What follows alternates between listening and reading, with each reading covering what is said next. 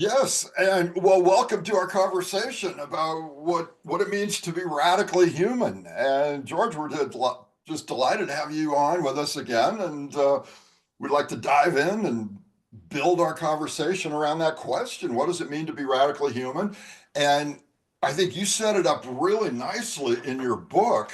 If I could read a little passage here. The only chance humans have of surviving is if they become deeply spiritual and self-inquisitive beings. Mhm. This means beginning to wonder more about who they are, how they feel, how they love or hate, and less about what they own, and so on. And that just seems like such a nice setup for this conversation. So welcome, and tell us what you think. What are your initial thoughts on what it means to be radically human? And why Wow, we you need to. certainly know how to dive really into the tough questions. Um, uh, um, it's an interesting question to be radically human. If I read between the lines, what it means is how to be a different human. At least that's how I read it. Um, because we're just, we've been the same basically for thousands and thousands of years. And and I appreciate you quoting my book because it's really a consciousness issue. Unless we begin to question the narratives that this entire civilization has been based upon, narratives which are alive and kicking today, and they never change, then we haven't even done 50% of the work. Mm. It's really very hard work because these narratives are not only cultural, and I don't want to go into too much depth, but I'm happy to do that. They are biological as well. Putting my biology hat on for a minute there. Yeah, yeah. And so, what's some history behind our predicament here? How did we get to this point of such mass denial and apathy about our life support systems and our condition? What's your historical take here? Well, my take is probably going to be different to some of your other guests, who will say, well, it's capitalism or it's religion or it was, this society or that development. I kind of prefer to go a lot further back because of my background. And in my opinion, really things started taking a different turn when we became intelligent. So we're talking about 300,000 years ago, that whenever the evolution of Homo sapiens was, which was essentially an enlarged brain, that did two things. One was that we were able to develop technology, which dramatically increased our ability to extract resources and exploit other humans as well. And the second effect of that was the fact that we eliminated so many predators that now Mm. we essentially had a carte blanche to increase our population to today's record figure. So it was really intelligence that resulted in the two basic factors of civilizational overshoot, and those are technology and population. So with each new civilization, we had new technologies, which meant that we could do destructive things at an even greater scale, and more people. So you had at each stage more people doing more bad things. Next civilization, even more people doing even more bad things.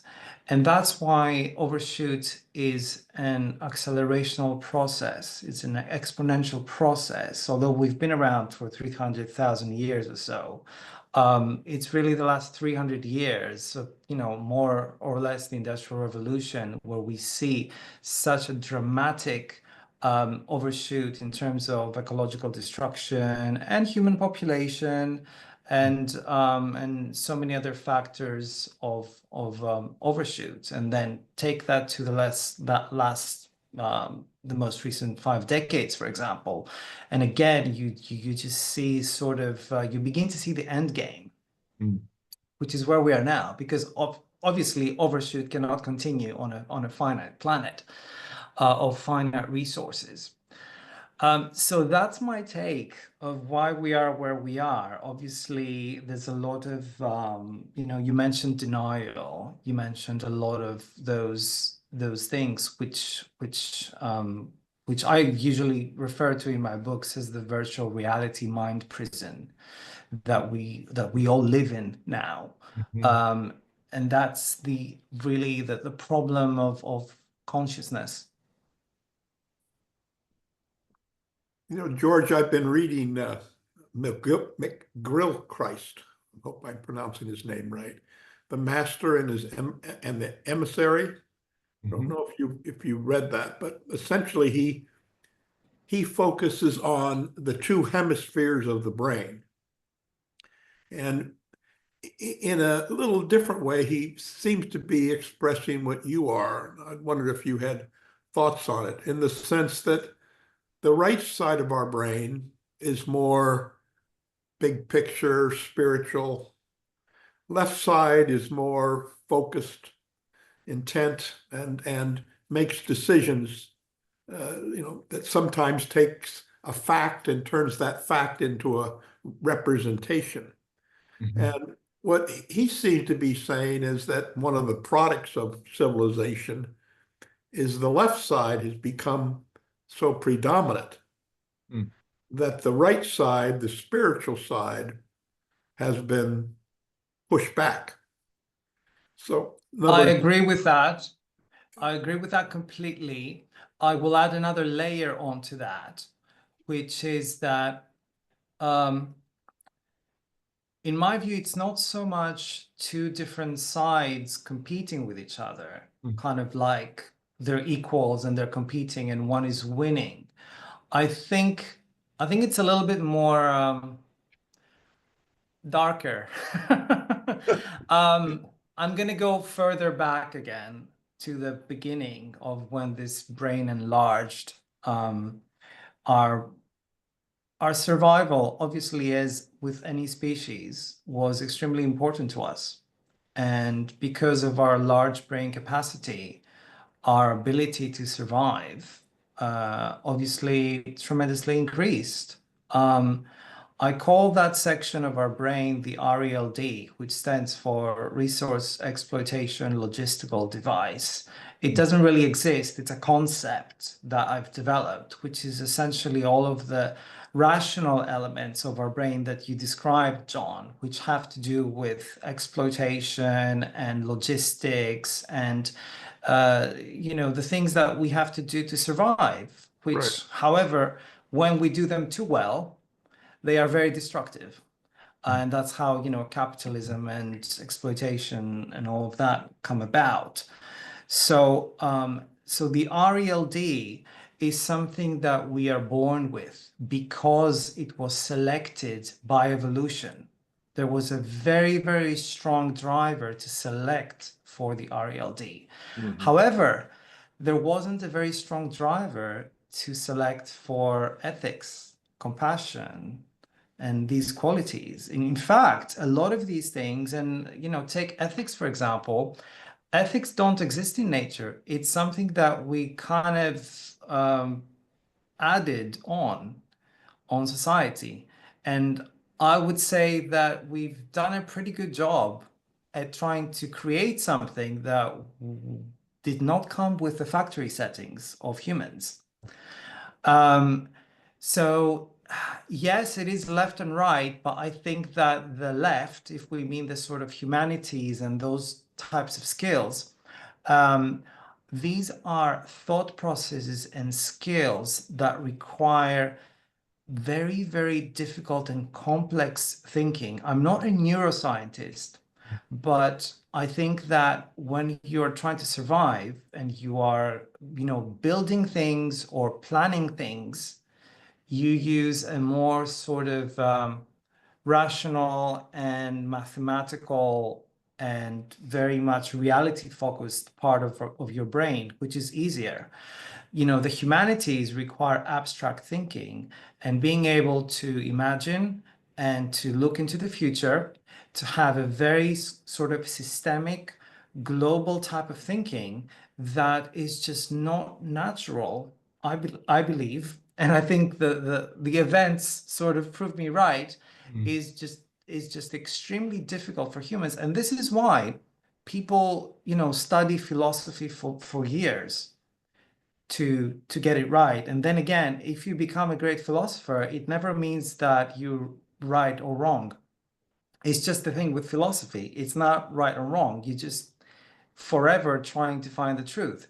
However, if you become a mathematician, sometimes you don't even have to study with it. You see people who are prodigies, who are literally born to be mathematicians. And I think that tells us that that type of intelligence, which is about exploitation and extraction, is much more natural to us. And this is where, this is why, I always talk about education, education, education, waking up, realizing our cognitive biases, realizing what I call the civilizational lie, all the narratives that our civilization created around, for example, growth, that we need to acknowledge and challenge.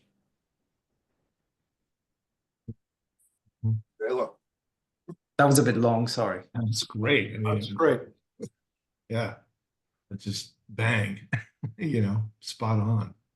And I think one of the things you have inspired in that piece is that the default settings that we come with are consume, extract, expand, consume, extract, expand. And that default setting left to its own devices is where we are today. And we're still doing it. And we're still promoting it. The vast majority of humanity is still promoting it. Yeah, it's very difficult, and I mean, I find myself doing it as well. I look, for example, I look at my book sales every day. I look at how many likes I got every day. I look at all these things. It's like this machine running in the background, and it really came with us. And unless you begin to pay attention to it and challenge it and understand what it is distracting you from, which is real life, real happiness, unity with nature, with other people, peace, love, all of these things, then it can really corrupt you.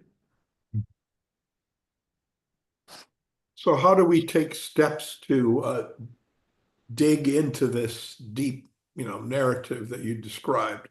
I mean, is it something like meditation, or dramatically changing the style of your life? Or I know at one point when we talked last, you were considering, perhaps the right term is stepping away, backing off for a while and thinking about what's going on and then coming back to the struggle.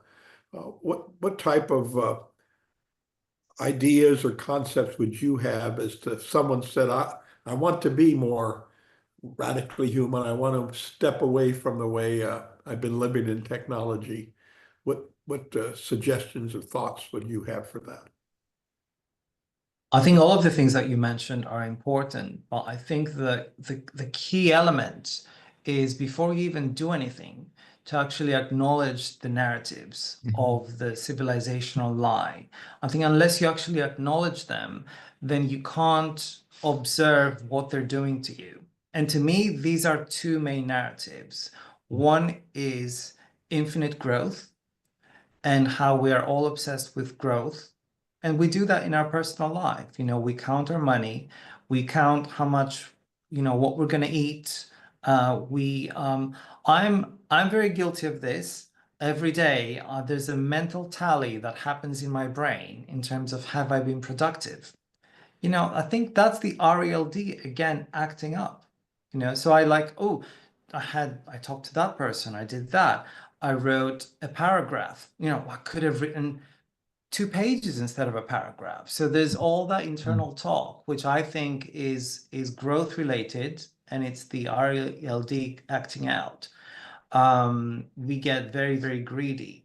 So that is the narrative number one that I think we need to acknowledge in our everyday life, not just in our society. And the second narrative is human supremacy. And that is basically the belief that, because we're human, we can do whatever we want. We deserve better things because we're more intelligent. I mean, all these absolutely stupid things that are just completely wrong. Yeah, so I think that unfortunately, John, we're still at that stage of acknowledging the narratives. So we need to really do that on a social level and on a personal level. For me, personally, you mentioned, what do you do personally and things like that. It's hard. It has been hard, and it has been hard to challenge the narratives that I've been raised with. Work hard, get a 9 to 5 job, have this fake persona at work. I was a marketer for 20 years. I worked in extremely toxic work cultures that embody and exemplify all of these narratives of the civilizational lie. And I had switched off essentially in order to survive. So switching off is not an option. We acknowledge the narratives, we understand how they are manifesting themselves in our lives, and then we take really radical steps, because you have to be a little crazy to go right when everyone else is going left. But the thing is, on the left side there's a cliff. You just have to keep going right and not see what the other people are doing. I want to dig in it just a little deeper in this sense that, given like the election here in the United States and people's reaction to it, there seems to be, on one hand, people are saying, we've got to do something, we've got to do something. And on the other hand, some people are saying, I really don't know what to do, and I'm just going to step away for a while. And I don't necessarily think that's bad. I mean, it's sort of interpreted as where you're giving up, but someone says, I'm, going to go to the desert of my mind for 6 months, and then try to get a better feel of what I should do when I get re-involved. I think that's a fair and perhaps an important action. Do you have any thoughts on that type of thing? I do. I believe in acceptance. I think it's the greatest thing that the Buddhists ever came up with. Acceptance is extremely important, and you can't succumb to activism fatigue. Though this is not activism fatigue you're describing. This is what you're describing is what a lot of Americans feel, which is, this is not the country I want to be in. This is not the world I want to live for. Well, guess what? It's happening in your country. And I think the best thing to do is to step away for a while, accept it. And by acceptance, we don't mean to sit idle. Acceptance is another word for consciously immersing yourself in reality. Nice. What does this mean? Because we didn't come to this stage as, Trump or Republican. We came to this stage, putting myself in as well, because I lived in the States for 11 years, as a society. We have two sides of the society that won't talk to each other. And I think it is possible for them to talk to each other. I do think that's possible.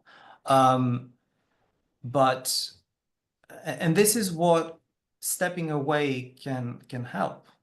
It can help get into, if every, let's say, Democrat had a chance to live the life of a Republican for a day and the other way around, and to just see each other's perspective, I think it would just be a wow moment. Mm. You would begin to understand why, the messages that Trump says are appealing to a part of the population. You would begin to not agree, Right. not agree for crying out loud, but to understand how we got where we got. And I know this is a very big topic and it's very much kind of, US related, but it can apply to almost every country where you have a class war, Mhm. a racial war, and an ideological war. And yeah, the toughest thing is when two sides don't even actually see where they are coming, each where the other side is coming from. I think that's extremely, extremely dangerous. Um,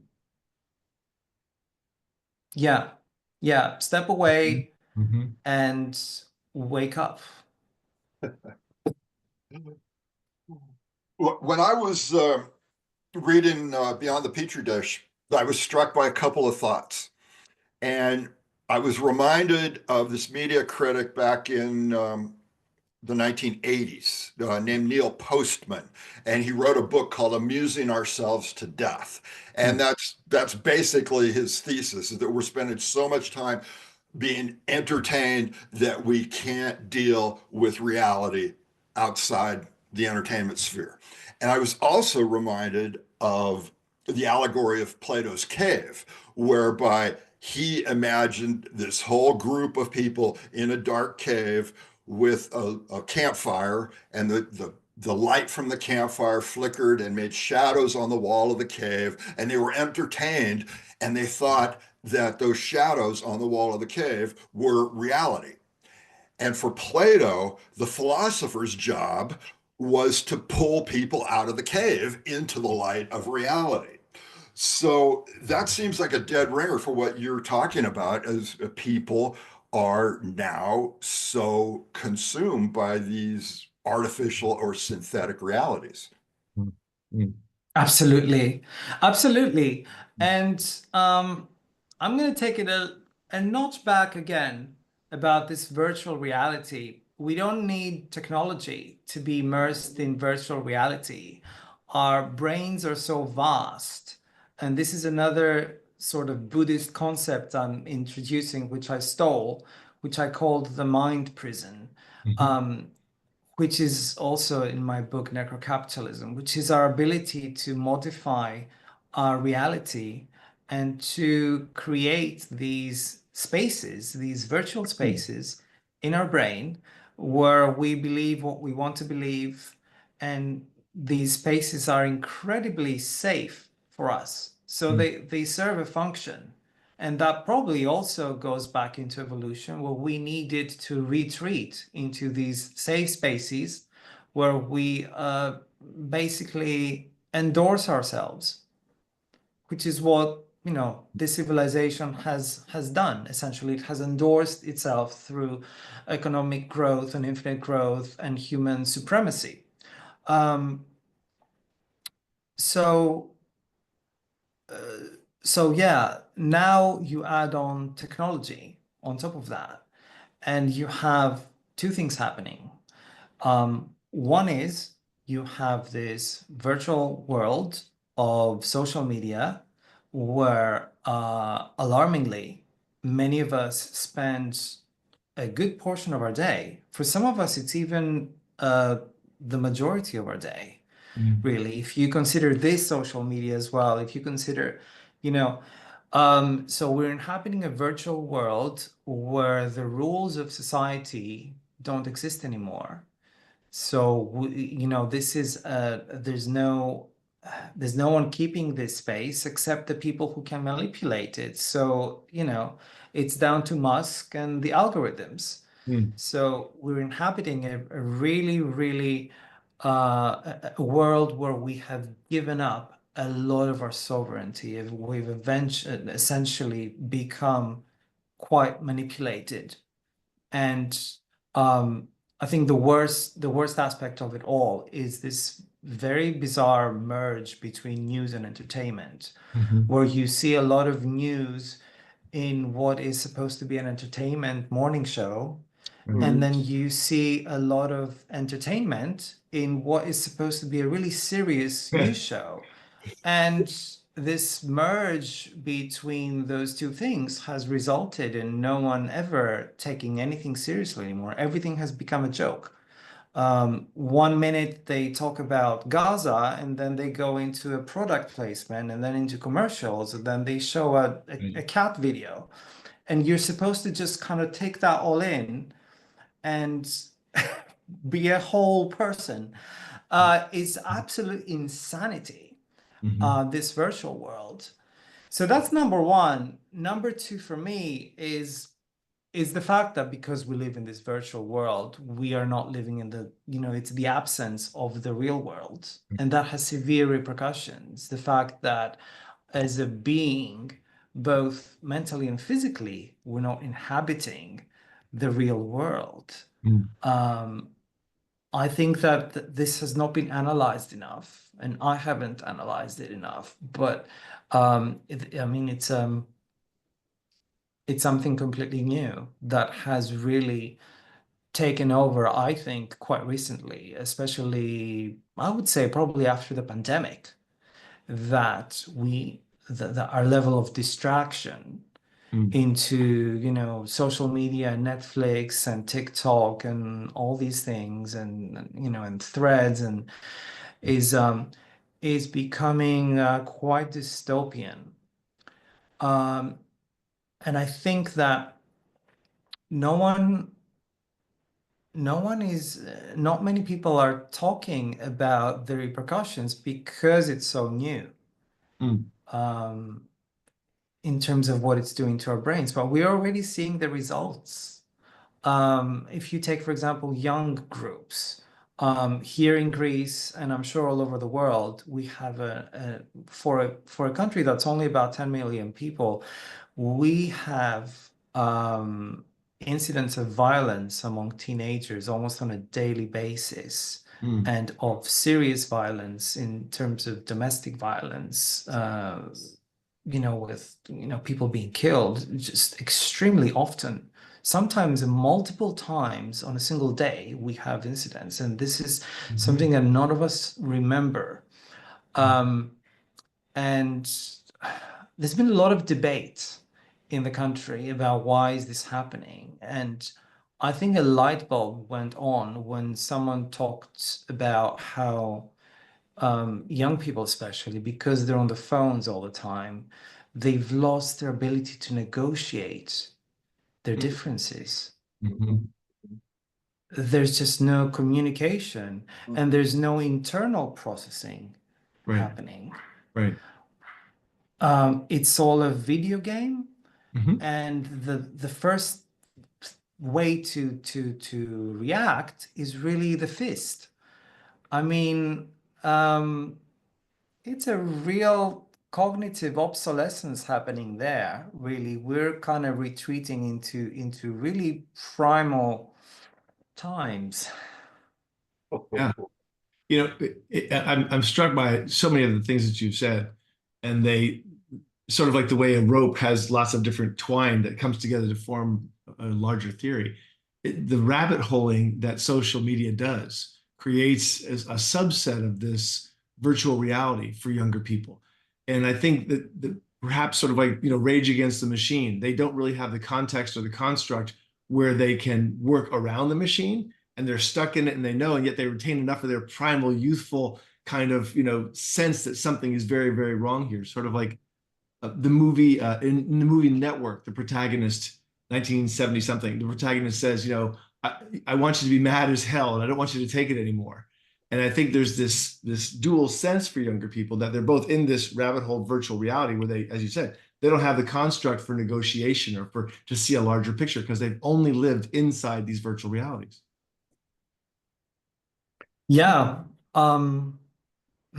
Yeah, something is missing in their development. And of course, we also, the older generation, we're also losing a lot of those skills. I mean, it's happened so easily. My short social life has just gone down the hill since the pandemic and since 2007 when I got an iPhone. Right. Right. Wow. It's like I'm always online, but I'm never like having a coffee with anyone. This is, there's a loneliness epidemic Mhm. that is difficult to attack as well because we are on a constant dopamine hit from social media that is supposedly replacing human contact, but it's kind of not. I was going to say the same thing. I think it applies to all generations, just to a different degree. Yeah. And the other thing that comes out of this is a change in our attention and what we pay attention to. Mhm. As we pay attention to the machine, to the system, we lose attention to nature. I mean, so I was listening to a meditation app the other day, and one of the question was, what is the phase of the moon? And I mean, how many people know what is the phase of the moon today? Yet, past 300 years ago, that was a constant in everyone's life. You actually lived your life around that type of thing, but now it's who even goes And outside? it grounds you. Nature isn't just nice. Nature grounds you to yourself because, Yeah. like you say, you pay attention to time. And by immersing yourself in the physical world of nature and the physical environment you're in, you are immersing your awareness. This is one of the, principles of meditation itself. You're not closing your eyes and go to sleep. You're becoming aware of each moment that passes by, and you're observing your thoughts. You're observing your your environment. It is as much a mental as a physical as it is a physical process that we're not doing anymore. No. Right. Well, the other big tragedy here is what has happened to the human body and the way that we kind of have lost contact with our own physicality. I mean, there's a lot of people who go to the gym, for example, or do physical practices, but in general, we, this goes back to Descartes, right? The separation of mind and body and how we prioritize the mind over the body. And we've lost touch with our physical experience, especially sensation. Um, and we don't identify with our bodies anymore. At least a lot of people don't. So we don't identify with habitat, and we don't identify with the living world. We don't identify with our bodies. And so now what are we left with? I think the answer is not much. I mean, we're the free floating sort of consciousness that doesn't really come to rest anywhere. Mm, Mm. absolutely. Yeah, it's extremely alarming the way you describe it, but it's very accurate. It's almost like society has become an out-of-body experience, really. Yeah. And everything is, a video game. You have, a genocide happening in Gaza. We never thought we would see a genocide again. And here you have something that's basically it's Auschwitz, but with security cameras on for everyone to just watch while they're having, dinner at home. It's absolutely dystopian. Mm. Yeah, the physical aspect. In fact, that is really physicality that what you describe is is something that is another, I think, false narrative of civilization, the denial of our physicality. And of course, the denial of death. That's what hides behind that. It's Mhm. the insecurity we have about death, and that's why we've created all these narratives of supremacy and that, you know, we're better than animals and we're going to live longer than them, and, you know, on all these things. And, you know, I was just discussing this today with someone, you know, thinking about trying to get into the mind of Putin and Trump, and Mm. we both agree that we honestly think that these guys actually think they're going to live forever. They have tricked themselves into sort of kind of having this like Jesus kind of syndrome. Mm. Um, they express the worst aspects of that loss of physicality. And of course, when you deny your physicality, you deny the physicality of other people. And you can hurt other people, you can kill other people, you can torture other people because you have denied the existence of physicality and of pain and of death and of trauma. Um, yeah, it's really interesting what's happening in psychology. I guess before it's all being kind of taken over by AI as it looks, but I think there's a lot of progress recently in terms of somatic approaches that integrate physical and mental experiences and how, you know, the mental affects the physical and other way around. And in fact, we shouldn't even be talking about mental and physical, in my opinion. It's one thing. It's all one thing. Yeah, the book that comes to mind there is Bessel van der Kolk, The Body Keeps the Score. That's the point he was making that for this somatic informed uh, psychotherapy. You know, this movement now toward the body, get the body more involved in the process. Right. It's a great book. It's a bit long, but it's a Mhm. fantastic book. Yeah. Yeah.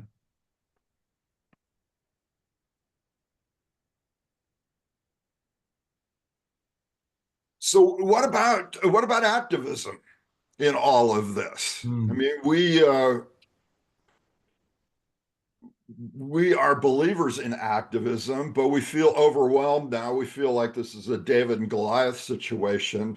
And we also feel like a lot of the methods are ineffective. Protesting on the street, writing letters, all this kind of thing feels ineffective now. So, how do we live in such a way to retain our activist spirit and still and be relevant and be healthy? Mm. I think, I mean, I think the only thing you can do is to stop thinking of results, right? Mm. And focus on effort, Hmm. because activism is important to us. And if this is something that's important to you, you should continue to do it.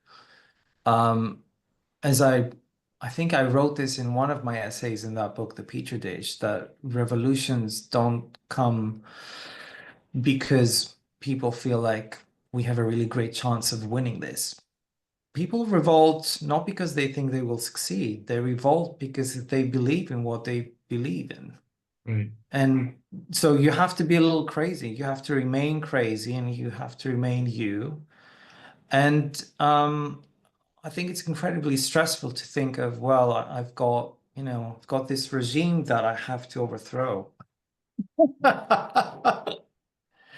Sorry, I know it's too soon, but it's, yeah, it's all you can do. And, you know, we've got the four of us here on this, you know, having our discussion that doesn't seem to matter to anyone up there in the big tech giants. And Mm. um it, nothing stays the same. Things can change very quickly. Mhm. And I really feel actually for, especially for what the American people are going through at the moment. I have family in the States, and I have family, you know, some of them work for government, and the sort of things that they're going through on a day-to-day basis is just unbelievable at the moment. It is, you know, it is officially a fascist country. Um, So is 2/3 of Europe at the moment. So it's a global phenomenon, and we've been here before.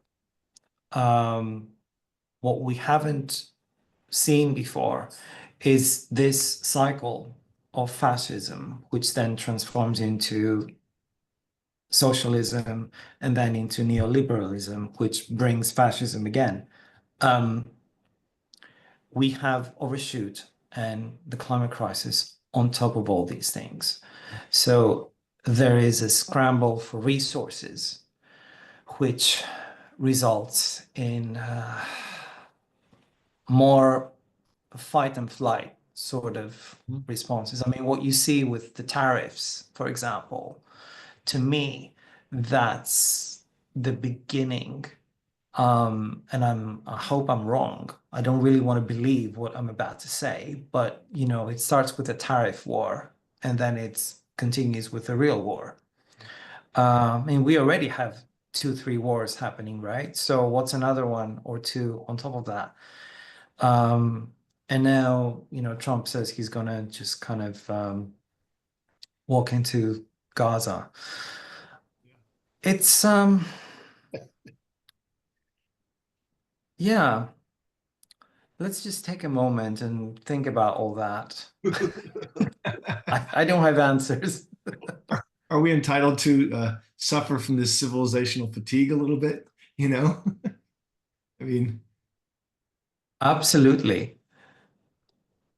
Yeah. It's I think it helps to at least view our present situation through the lens of the whole of human history. Because we've been here before. right. It's not the first time. It's just the first time probably for our generational cycle, especially in the West, in what we call the West, where we've had democracy for more or less almost 3/4 of a century, something like that. Which is a long time, which is really more than most people's lifetime. So for most people, this is really the first experience of totalitarianism. But it's not the first one for the world. And we've gone through, countless cycles of this. And I think historians have known that this was coming probably 10 years ago. Which means that the cycle will change at some point. We don't know how, but it just can't get any worse. And when it does, when it gets worse, then society changes. So there will be, I believe, a revolt of some sorts. I'm not being specific. Certainly in the US, Trump's ratings will crash. Some people argue that that's going to happen before his term finishes. And there will be a sort of, hopefully, some type of a socialist sort of revolt, because, both the Republicans and the Democrats are basically the same versions of capitalist kind of growth advocacy. It's really the same coin.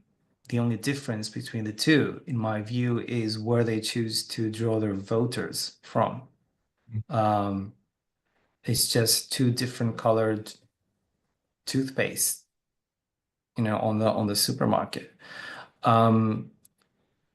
So I think that unless this virtual dystopia, this mind prison becomes even more able to control us, there is a chance of us waking up, basically. And funnily enough, in a collapsing civilization, and by that, what I mean is a collapsing economy, where we basically have fewer tech items, and a lot of us end up unemployed. And although these are extremely negative things, they're going to be positive in the sense that, we're going to be out taking a walk and talking to people and being in touch with the physical environment. These are the positive things that a collapse can sort of bring. And you could argue that that could lead to a greater consciousness in society. However, the opposite can also happen, where this machine, I call it, necrocapitalism, really, the sentient incarnation of profit, is able to control us quite effectively. And some AI scientists argue that that has happened already. So there's evidence. I was hearing from the godfather of AI the other day. I was listening to two of his interviews, and he claims that he thinks that AI programs are already pretending to us that they are dumb. So, it's obviously for something that is becoming smarter than us, it will be extremely easy to manipulate us into any sort of dogma.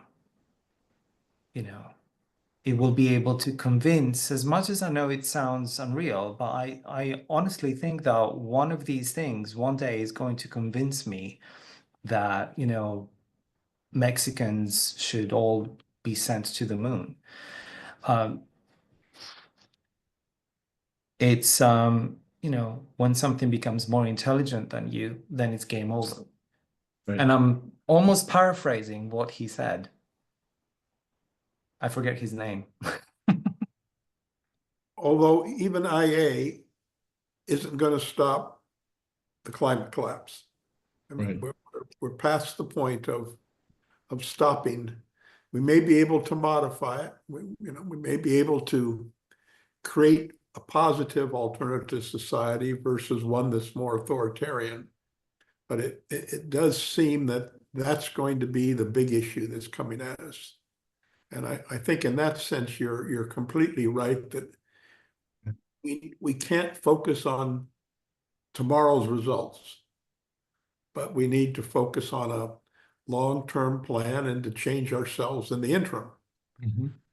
Other than that, there's not a lot that today would be really effective. I think that's one of the benefits of what we're trying to do with the idea of radically human is to take a first step towards stepping back and looking at ourselves first and making sure we have an idea of what we should do before we go forward with a formal plan.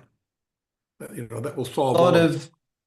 I think there's a lot of personal peace that can be found in challenging the narratives of civilization and accepting civilizational overshoot. I personally have found a lot of peace in that. And you're right, and I'm right. I think that as long as there's overshoot, it doesn't matter who is in charge, whether it's Trump or somebody else. As long as the civilization is in overshoot, it means that it will collapse. And it's already collapsing. It's kind of like overshooting and collapsing at the same time at the moment, but very soon it's going to be just collapsing. So yeah, awareness, living in the present, cherishing the things that you can still do. I go for a run by the beach every morning, and I put absolutely everything behind me, and I feel my body sweating. Sometimes one of my legs aches a little bit more than the other one. The waves, the salty spray. I mean, just picture it in your head. And I live that and I look forward to that because that grounds me into reality and it grounds me not only in my mind, but in my body. And that's the best meditation for me. Mm. Well, we're coming up on our time here a little bit. Is there any way we can wrap this up and talk about preserving what's human, even in a time of, escalating stress burden here and chaos? What other practices or ideas can we bring to people for staying human in the midst of all of it? I do Well, go ahead. Yeah. I'm going to rephrase your question. I think it's with all the permission. It's not so much about staying human. I think it's about thinking of being a better human. Because the thing is, we come up with a new iPhone version every 4 or 5 months, but we're still on, as I was saying, version 1.0 of humans. We have these sort of inbuilt psychoses, and this is what our capitalist system feeds upon, all these neuroses, which is it has turned into skills. And that's why you see all the politicians and all the salesmen, they are the most successful people because they suffer from these neuroses more than we do. So it's about understanding those and trying to become a better human, a human that's just a better person. And you don't have to look far for these things. Every religion, every philosophy has examples of that. I think Buddhism is great. I think Christianity is great. I think you can take fantastic uh, examples from how other people live. Mm. What do you have planned for the next 3 to 6 months? Do you have any special projects or ideas you're going after that you're interested in exploring? I always have a sort of a couple of books in the back of my pocket. I um I think my next focus area might be about scarcity, sort of a thinking about degrowth, but in more conceptual terms and in more spiritual terms, because I think there's a lot of discussion about how degrowth is the only way forward, and I agree, but degrowth is not another economic system. Yeah. It's a mindset, and it's a very difficult mindset that we're not made for. So, it links into becoming a better human. And yeah, so yeah, I'm always writing, but I never actually like to set a target for, this is what I'm going to do. I just accumulate material. And at some point, if I feel like it's something worth discussing that someone else hasn't discussed, then I might just do that. Other than that, I just continue to garden and run. I love it. I know it sounds really fun, but trust me, I have my own kind of struggles on a daily basis. Nice. J-Lo, you got anything else? I'm just wildly inspired by this conversation and Good. being where we are when we are, I think calls us. I love, and I want to double click on your statement about the iPhone. We upgrade our iPhones and our software and our this and that, and it's like, but do we upgrade ourselves? Do we upgrade our perspectives? Do we upgrade our mentality, our spirituality, our connections to each other? our way of seeing the world? Do those get reframed and, switched around and improved in terms of moving more towards a radical humanness? Amen, brother. Nice. Well, it's been a real pleasure. We're so excited to talk with you again, and we'll look forward to being in touch in the future. And who knows, maybe have another conversation at some point. Thank you very much for inviting me, Frank, and Yeah. the whole company. It's been really good. Nice, nice. Well, Thank you, George. we'll be in touch and let you know when the video's up and all that sort of thing. Yeah. Sounds great. Take care and good luck with this. All right. Thank you. Thank you, George. Here. Thank you, George. Bye-bye.